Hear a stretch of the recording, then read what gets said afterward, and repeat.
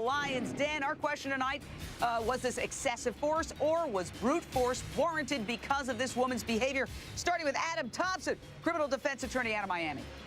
This is outrageous. Let me tell you, Jane, this is beyond excessive force. I've been doing these cases for over 25 years, representing victims of police misconduct and police brutality.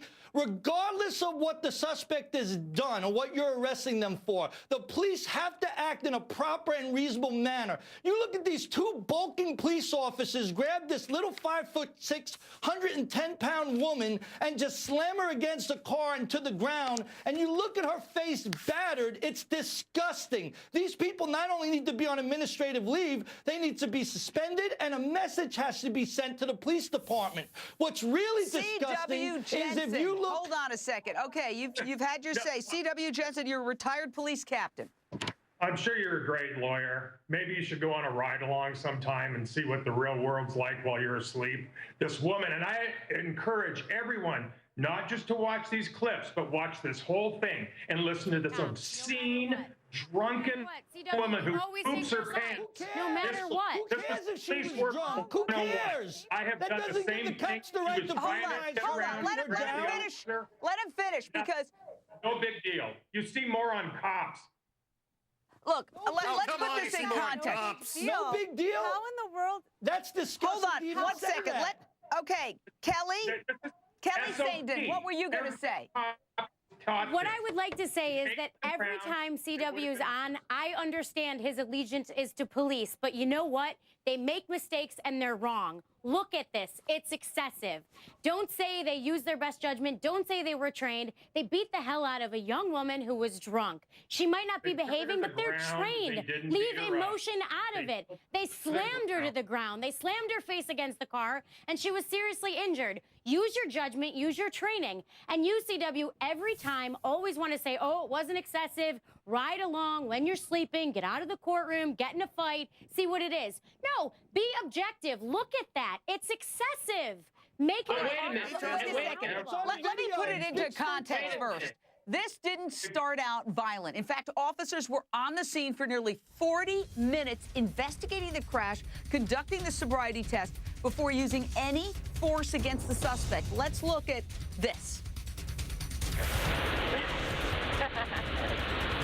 Are you ready to begin? Yes, sir. Okay, go ahead and begin. 1001, 1002, 1003, 1004, 1005, 1006, 1007, 1008, 1009. Well, first of all, it looks like a ballet class to me. I don't know if I'd be able to, and I haven't had a drink in 18 years. Well, there you see. Now, wait. I'm seeing this particular part for the first time. There you see that she is, she seems intoxicated. Look, the fact is, she drove into a house. She had 4 kids in the car. 2 of them her own, 2 of them exchange students. Seems like she's goofing around and making it look like a ballet class and kind of goofing on the officers. But, I mean, she could have killed a lot of people. Let's face it. If there had been somebody in that house, those people could have died. The 4 kids in the car could have died. See that kid walking down the street? He could have been walking out a little bit earlier. He could have died. I mean, we got to take that into consideration. Allura Nano's former prosecutor.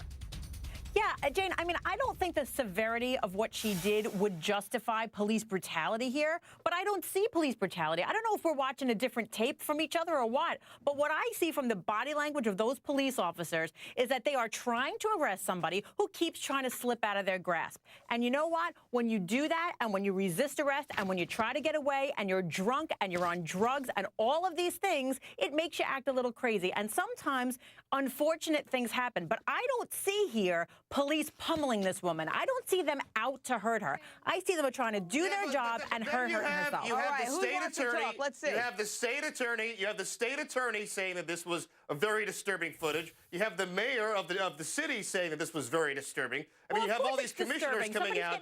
You have all these commissioners coming out saying they can't believe what happened. I mean, no, why did she? I'm not hearing that. Why did she have to be thrown around like a rag doll? All right, why did she have to be treated like a rag doll? 1 second, guys. I'd like to go to Jennifer Portman, who's a reporter with the Tallahassee Democrat. What's the reaction in the community?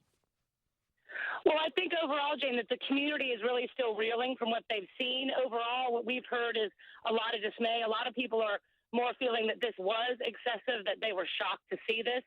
I think that certainly our city commission and our city attorney, who was the one who really raised this issue, he was concerned enough about it that, you know, he says he's waking up at night and can't get the images out of his mind. So in this town, this has been really pretty shocking and not something that we typically see here.